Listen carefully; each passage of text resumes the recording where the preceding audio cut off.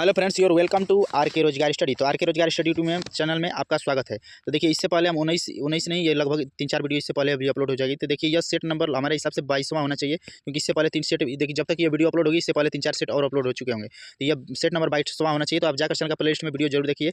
और देखिए, हम रीजनिंग के बल पर ही उत्तर प्रदेश से SSC GD में एग्जाम क्वालिफाई किए। तो आप जाकर प्ले लिस्ट में वीडियो देख सकते हैं। और हमारे हिंदी के बल पर, और हिंदी में हमारे 20 में 19 प्रश्न, 20 सही स्कोर कार्ड सब कुछ इस वीडियो में दिखाए हैं। तब जाकर ये वीडियो देख सकते हैं, चैनल पर पड़ी हुई।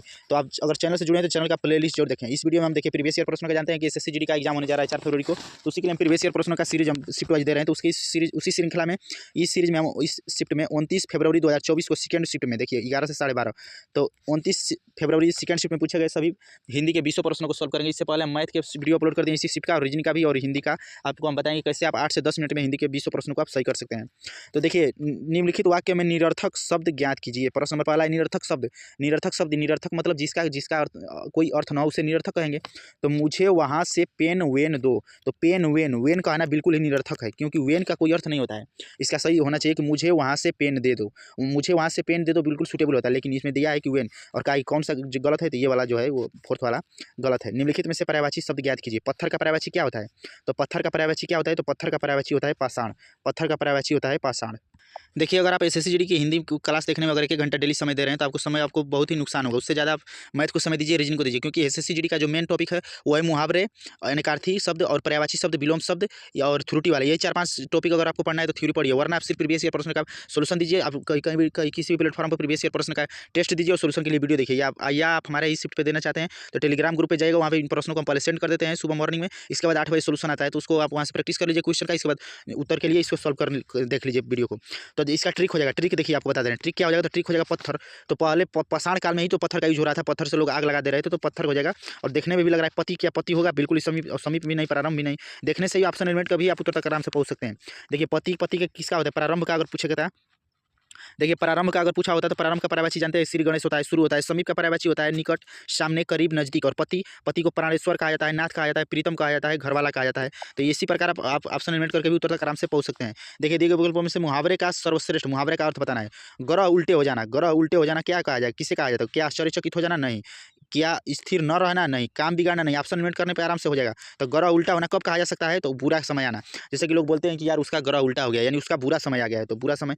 विस्मित होना, आश्चर्यचकित होना का हो जाएगा विस्मित होना। स्थिर न रहना यानी कि अस्थिर, जो चलता फिरता रहता हो। काम बिगड़ना यानी कहा जाता है काम में विघ्न पड़ना, यानी कि काम बिगड़ना। और देखिए, विलोम शब्द बताना है किसका? इनकार का। तो इनकार का विलोम शब्द क्या होगा? क्या मना होगा? मना मतलब तो इनकार हो गया, पर्यायवाची हो गया, लेकिन नहीं होगा। हुक्म क्या? हुक्म इनकार का विलोम शब्द होगा? नहीं। हैवान होगा? नहीं। तो इनकार का हो जाएगा इकरार। अगर आप हिंदी कभी भी नहीं पढ़े हैं तभी भी आप हिंदी 20 में 19 प्रश्न आराम से सही कर सकते हैं, क्योंकि SSC GD की जो हिंदी होती है वो सामान्य बोलचाल की हिंदी पूछी जाती है। जो मौखिक हिंदी होती है, जो हम लोग रोज डेली बेसिस पे बातचीत में यूज करते हैं, वही हिंदी। तो इनकार, उसने इनकार कर दिया, उसने इकरार कर दिया। जैसे कि आप कहेंगे यार उसने ये चीज़ देने से इनकार कर दिया, फिर यार उसने इकरार किया यानी कि स्वीकार लिया कि हाँ मैं ये काम करूँगा। और हैवान का अगर पूछता तो हैवान का विलोम हो जाता है इंसान। हैवान में नहीं कि दूत हो जाता है, यानी कि राक्षस, और इसका इंसान हो जाएगा। मान का क्या होता है? तो मान का होता है अपमान। जागृति का होता है जुसुप्सा। बहुत पूछता है, ये देखिए इंपॉर्टेंट प्रश्न है। पूछता है कि जागृति का विलोम क्या होगा? तो जागृति का होता है सुसुप्ति। सुसुप्ति होता है जागृति का विलोम। नेक्स्ट प्रश्न पे आ जाएंगे। देखिए, मुहावरे का अर्थ बताना है। तो मुहावरे, अपने पैरों पर खड़ा होना, क्या प्रशंसा करना, खूब फायदा होना, सिद्धांतहीन व्यक्ति नहीं। तो देखिए, स्वावलंबी होना। देखिए, आप आराम से थोड़ा सा भी आप रियल लाइफ से रिलेट करेंगे तो हिंदी के प्रश्नों को सही कर सकते हैं। अपने पैरों पर खड़ा होना यानी स्वावलंबी होना। जैसे कहा था यार वह व्यक्ति स्वावलंबी है, यानी कि स्वयं पर लंबित, यानी स्वयं पर निर्भर है, अपने पैर पर खड़ा है। और प्रशंसा करना क्या कहेंगे? तो प्रशंसा करना कहा जाता है अपने मुँह मियाँ मिट्ठू बनना, स्वयं की प्रशंसा करना। और खूब फायदा होना, पौबारा होना नहीं कहा जाता है, पौबारा होना यानी खूब लाभ ही लाभ होना। और सिद्धांतहीन व्यक्ति बहुत पूछता है। सिद्धांतहीन व्यक्ति का यह SSC GD का फेवरेट प्रश्न है, हर साल पूछता है। तो थाली का बैंगन, जैसे कि थाली का बैंगन कभी इधर लुढ़कता है कभी उधर लुढ़कता है, यानी सिद्धांतहीन, उसका कोई सिद्धांत अपना नहीं है। प्रश्न नंबर 6 पे आ जाएंगे। वह भाग जिसमें त्रुटि है बताना है। प्रत्येक प्राणी को स्वयं आत्मनिर्भर होना चाहिए ताकि वह आगे चलकर उससे कोई परेशानी ना हो। तो इसमें कौन से वाले में कथन में गलत है? तो फर्स्ट वाला जो ऑप्शन है इसमें गलत दिया है। क्यों? स्वयं आत्मनिर्भर होना चाहिए। तो स्वयं का जो इसमें यूज किया है ना, स्वयं ये गलत किया है, स्वयं नहीं यूज करना चाहिए, क्योंकि स्वयं का मतलब ही होता है आत्मनिर्भर। अगर आपको कहा जाता है आत्मनिर्भर का, अभी पीछे भी देखें आत्मनिर्भर का मतलब ही होता है कि स्वयं पर निर्भर। आत्मनिर्भर का अगर आप अर्थ निकालेंगे, आत्मनिर्भर का अर्थ, आत्मनिर्भर का अर्थ ही होता है स्वयं पर निर्भर, और आत्मनिर्भर से पहले भी स्वयं लगा दिया है, तो अगर पढ़ेंगे तो ये हो जाएगा स्वयं स्वयं पर निर्भर होना। आत्म मतलब स्वयं, अगर इसे पढ़ेंगे तब ये हो जाएगा प्रत्येक प्राणी को स्वयं स्वयं निर्भर होना चाहिए। तो स्वयं स्वयं दो बार आ जा रहा है ना, यानी हमारे कहने का मतलब ये है कि आत्मनिर्भर का मतलब ही होता है कि स्वयं पर निर्भर। तो इसमें जो ये स्वयं है ना, ये ज़्यादा एक्स्ट्रा यूज कर दिया है, स्वयं नहीं होना चाहिए। अगर स्वयं को काट देंगे तब देखिए पढ़ेंगे हम, प्रत्येक प्राणी को आत्मनिर्भर होना चाहिए, यानी कि स्वयं पर निर्भर होना चाहिए। तो स्वयं इज द, इसका स्वयं के चलते ये फर्स्ट वाला गलत हो जाएगा। दिए गए शब्द का पर्यायवाची शब्द बताइए, पर्यायवाची बताना है। विलोम का पर्यायवाची, तो विलोम का पर्यायवाची क्या होता है? पर्यायवाची, तो देखिए बहुत लोग क्या करेंगे कि विलोम का मार देंगे, खैर उसमें तो इसमें तो कोई है नहीं वैसा ऑप्शन है, तो बहुत लोग इसका पर्यायवाची का मतलब पूछा है कि समानार्थी अर्थ। पर्यायवाची शब्द को समानार्थी शब्द भी कहा जाता है। देखिए एसएससी में कभी पूछ देता है कि पर्यायवाची शब्द को क्या कहा जाता है, तो समानार्थी शब्द, यानी कि समान अर्थ देने वाला, और पर्यायवाची का वो पर्यायवाची भी अर्थ होता है समान देता है। तो विलोम का पर्यायवाची, यानी विलोम को क्या कहिएगा, तो विलोम का मतलब होता है उल्टा। अगर पूछता कि विलोम का विलोम, अगर पूछता विलोम का विलोम, तब हो जाता सीधा, उल्टा का सीधा विलोम होता है। तो इसी प्रकार अब देखिए नेक्स्ट आ जाएंगे प्रश्न नंबर 8वां पे, पर्यायवाची पूछा है। प्रश्न नंबर 8वां, दिए गए वाक्य में त्रुटि है, किसमें बताना है? इस कार्य के विघ्न बनकर तुम आए हो। देखिए इसे कथन को आप पढ़ेंगे ना, तभी आप आराम से उत्तर सही कर लेंगे। कथन हम देखिए पढ़ रहे हैं, कथन का है कि इस कार्य के विघ्न बनकर तुम आए हो। तो इस कार्य के कह रहे हैं, तो गलत नहीं देखने में लग रहा है, बिल्कुल लग रहा है पढ़ने में। के जवाब पर अगर हम में पढ़ते, के जवाब पर अगर आप में पढ़िए, तो अब पढ़िए, तो इस कार्य में विघ्न बनकर आए हो, मतलब कि इस कार्य में विघ्न बनकर आए हो, मतलब बाधा बन के आए हो तुम। कह रहे हैं कि इस कार्य में विघ्न बनकर आए हो तुम आए हो, इस कार्य में विघ्न बनकर आए हो तुम, तो विघ्न मतलब बाधा होता है। तो के जवाब अगर हम में पढ़ते तो बिल्कुल सही होता है कि इस कार्य में विघ्न बन के आए हो तुम, यानी इस कार्य में तुम बाधा बनकर आए हो। तो के कहना मतलब कि के कहना बिल्कुल ही गलत होगा। के जवाब पे क्या होना चाहिए, तो के जवाब पे में रहता तो इसमें कुछ गलती नहीं रहती, लेकिन इसमें गलत किसमें है, तो के वाले में, के जवाब पे में होना चाहिए। निम्नलिखित वाक्य में रेखांकित भाग का सार्थक, एक सार्थक शब्द बताइए। किसका रेखांकित क्या है, गुप्त ही रखना। तो गुप्त ही रखना, गुप्त का सार्थक शब्द क्या होता है? सार्थक मतलब कि इसका समान अर्थ देने वाला। तो गुप्त को क्या कहिएगा, जानकारी कहिएगा, गुप्त को क्या वाचाल कहिएगा, गुप्त को क्या समदर्शी कहिएगा? नहीं, तो गुप्त मतलब गोपनीय। इस बात देखिए, इस कथन पे पढ़ेंगे, यहाँ से भी उत्तर निकाल सकते हैं। कथन का इस बात को गुप्त ही रखना, मतलब कि इस बात को क्या जानकारी रखना नहीं, वाचाल रखना नहीं, समर्थी रखना नहीं, तो इस बात को गोपनीय ही रखना है, यानी गोपनीय मतलब गुप्त। वाचाल का अगर विलोम पूछेगा तो वाचाल मैंने बहुत बोलने वाला, वाचाल का विलोम होता है मुख, और समदर्शी का होता है दूरदर्शी। नेक्स्ट प्रश्न, प्रश्न नंबर 9, रेखांकित भाग का सार्थक बताइए। इस बात को गुप्त ही रखना, गोपनीय बता ही दिए, रिपीट हो गया है प्रश्न। प्रश्न नंबर 10वां, उस विकल्प का चयन करें जो कोष्टक में दिए गए शब्द का तद्भव। देखिए हम इसे बस, हम जब भी प्रश्न को सॉल्व करते हैं तो इसे बस पढ़ लेते हैं, कोष्टक में दिए गए शब्द का तद्भव। कोष्टक में क्या दिया है, कटफल। मेरी माताजी कंटफल की बहुत ही स्वादिष्ट सब्जी बनाती है। तो क्या स्वादिष्ट सब्जी किसका, कंटफल किसे कहा जाता है? करेला को, आलू को, खीरा को नहीं, कंटफल यानी कटहल को।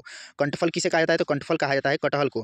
कंटफल क्या है, तो कंटफल तत्सम रूप है। अगर दे कटहल दिया होता है, पूछता कि तत्सम शब्द बताइए, तो तत्सम हो जाता है कंटफल, लेकिन कहा है तद्भव बताइए। तो तद्भव मतलब सामान्य बोलचाल की जो होता है ना, उसे तद्भव कहा जाता है, और जो शुद्ध होता है उसे तत्सम कहा जाता है। नेक्स्ट प्रश्न देखिए, हमारे चैनल का लोगो है, हम अपने चैनल पे एसएससी के लिए फिलहाल प्रिपरेशन करा रहे हैं, इसके बाद हम आरपीएफ कांस्टेबल के लिए प्रीवियस ईयर प्रश्न का सोल्यूशन देंगे। तो उसके लिए चैनल को सब्सक्राइब जरूर करें और बेल आइकन जरूर प्रेस करें। यह क्लास आप आरके रोजगार स्टडी यूट्यूब चैनल पे देख रहे हैं, और पीडीएफ पाने के लिए टेलीग्राम ग्रुप से जरूर जुड़ें। दिए गए वाक्य में गलत वर्तनी बताइए, गलत वर्तनी। युधिष्ठिर का राजाभिषेक होते ही चारों तरफ उल्लास छा गया।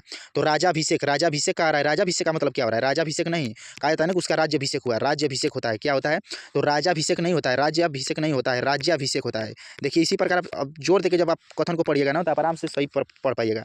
तो राजाभिषेक, देखिए एक शब्द आपको बता रहे हैं कि बहुत ज़्यादा पूछता है, बता देते हैं, पूछता है शुद्ध। तो देखिए कहीं कहीं देता है, बहुत ज़्यादा देता है घनिष्ठ। घनिष्ठ कथन में दिया जा रहा है, जो कि ये गलत है, गलत शब्द ये है, गलत। घनिष्ठ नहीं होता है, घनिष्ठ के जगह पे शुद्ध होता है घनिष्ठ, ठठेरा ठ होता है। जैसे कि दिया रहेगा कि राम और श्याम घनिष्ठ मित्र हैं, इसमें किस वाले में सेक्शन में गलत है, तो घनिष्ठ गलत हो जाएगा, घनिष्ठ होना चाहिए, ठठेरा ठ होना चाहिए। देखिए ज्योत्सना देता है, ज्योत्सना, तो ज्योत्सना जो है इस साइड, देखिए इस साइड हम लिख रहे हैं गलत वाले को, और इस साइड सही शब्द को लिख रहे हैं, ताकि ये बहुत ज़्यादा पूछता है। कभी कभी ऑप्शन में देखिए प्रश्न में दिया जाता है ज्योत्सना ऐसे, जबकि ज्योत्सना शुद्ध अगर लिखेंगे तो ज्योत्सना ऐसे ना लिखकर हम लिखेंगे जो यो आधा तो आधा स आधा न, इसमें जो तो सब आधा होता है। बहुत जगह दिया जाता है त्योहार, त्योहार, त्योहार ये कहना गलत होगा। त्योहार कैसे लिखा जाता है, शुद्ध, तो शुद्ध त्योहार में लिखा जाता है त्योहार। और देखिए बहुत दिया रहता है नदान, नदान भी दिया रहता है, नदान नहीं लिखा जाता है, उसे कहा जाता है नादान, वह व्यक्ति बहुत नादान है।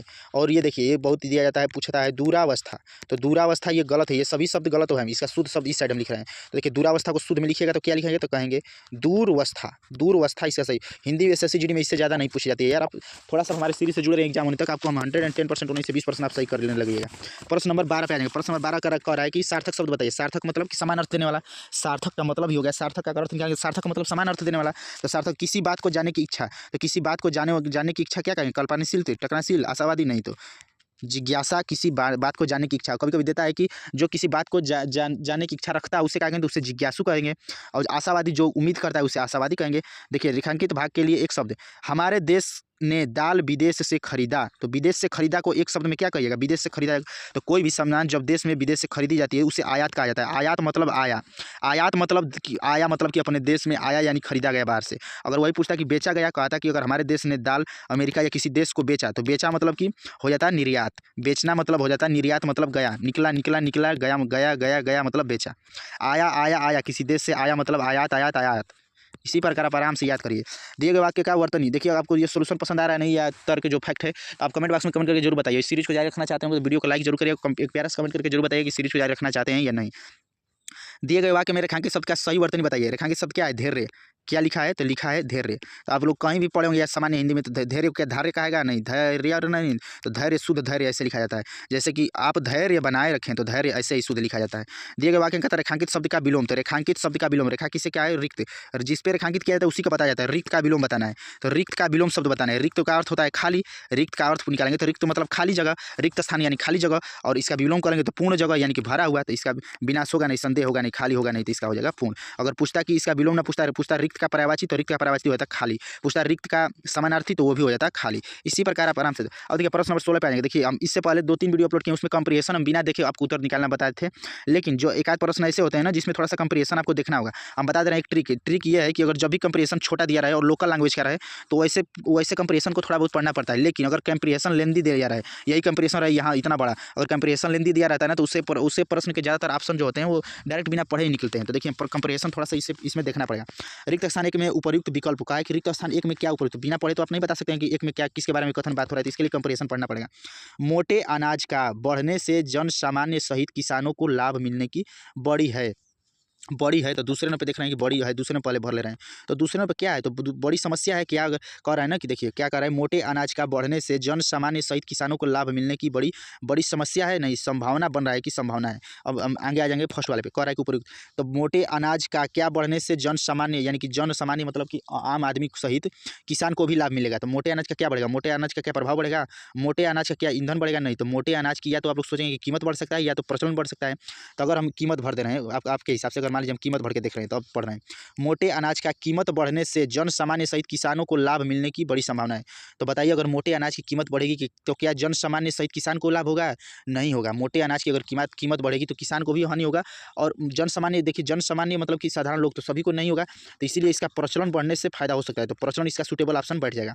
तो मोटे अनाज का प्रचलन बढ़ने से जन सामान्य सहित किसानों को भी लाभ होने की बड़ी संभावना है। तो दूसरे स्थान पर क्या हो जाएगी, दूसरे स्थान पर हो जाएगी संभावना।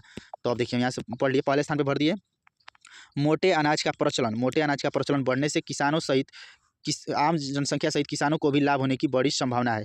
अब देखिए तीसरा में बढ़ना है कि कुपोषण की समस्या से निपटने पर नया साल में, वहीं दूसरी ओर इससे किसानों की दोगुनी होने का मार्ग भी प्रशस्त होगा। तो किसानों की क्या दोगुनी होगा, क्या किसान की मात्रा बढ़ जाएगी, क्या किसान आज अगर भारत में किसान 1 करोड़ है तो क्या अगर मोटे अनाज का प्रचलन बढ़ेगा तो किसान 2 करोड़ हो जाएंगे, नहीं यार। मोटे अनाज का प्रचलन बढ़ेगा तो मोटे अनाज न बढ़ेगा कि किसान दोगुना हो जाएंगे, नहीं। तो किसान दोगुना, किसान की मात्रा नहीं बढ़ेगी। किसान का क्या महत्व बढ़ जाएगा, क्या मोटे अनाज का प्रचलन बढ़ेगा तो किसान का महत्व बढ़ जाएगा। तो कुछ हद तक आप सोच सकते हैं कि महत्व बढ़ सकता है। क्या किसान की पीढ़ी बढ़ेगी तो पीढ़ी नहीं कट जाएगा। लेकिन हम अगर आप यहाँ पे महत्व रखेंगे तो देख रहे हैं कि क्या हो जाएगा, वहीं दूसरी ओर इससे किसानों की महत्व दोगुनी हो जाएगी, दोगुनी होने का मार्ग भी प्रशस्त होगा। ये बिल्कुल गलत लग रहा है। तो किसानों की आय दोगुनी, कभी भी किसानों की बात होती है तो किसानों की क्या दोगुनी होती है, तो दोगुनी आय दोगुनी होती है। किसानों की मात्रा या महत्व दोगुनी नहीं होती है, तो आय दोगुनी हो जाएगी। तो यहाँ पे सूटेबल बैठेगा। प्रश्न नंबर चौथे पे आ जाएंगे, चौथे वाले रिक्त स्थान पे। तो मोटा अनाज वर्ष में किसानों को इन अनाजों की खेती करने के लिए किया जाएगा। खेती करने के लिए मोटे अनाज का जब प्रचलन बढ़ाएंगे, देखिए पहले स्थान प्रचलन बढ़ दिए, तो मोटे अनाज का प्रचलन बढ़ने से किसान आने सहित संभावना। और एक तो क्या अब कह रहा है कि मोटे अनाज एक वर्ष में किसानों को इन अनाजों की खेती करने के लिए क्या करेगा, तो अंधापन करेगा, स्वीकार करेगा, मोटापन करेगा, नहीं तो जागरूक किया जाएगा। और दूसरी ओर लोगों को मोटे अनाज के महत्व से क्या करा जाएगा, महत्व से अवगत कराया जाएगा, मोटे अनाज से अवगत कराया जाएगा यानी कि बताया जाएगा। अधिकतर कट जाएगा। देखिए ऑप्शन एलिमेंट करके आप आराम से उत्तर तक पढ़ सकते हैं।